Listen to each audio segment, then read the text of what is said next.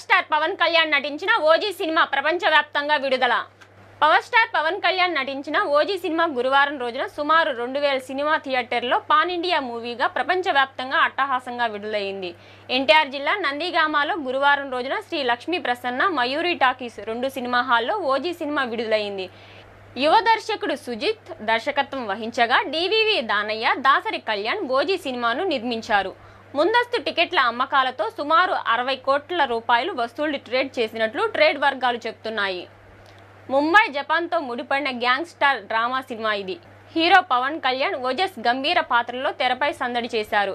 యువ దర్శకుడు సుజిత్ పవన్ కళ్యాణ్ వీరాభిమాని మాట్లాడుతూ, ఒక అభిమాని తాను ఆరాధించే కథానాయకుడితో సినిమా తీస్తున్నప్పుడు ఒక అభిమానిగా తన హీరోని తెరపై ఎలా చూపించుకోవడానికి ఇష్టపడతాడో అలా చూపించాడని, హీరోయిజం, స్వాగ్, స్టైల్ ఇలా అన్ని ప్రత్యేకంగా ఉంటాయని, సినిమా హిట్ అవుతుందని అభిమానులు అంటున్నారు.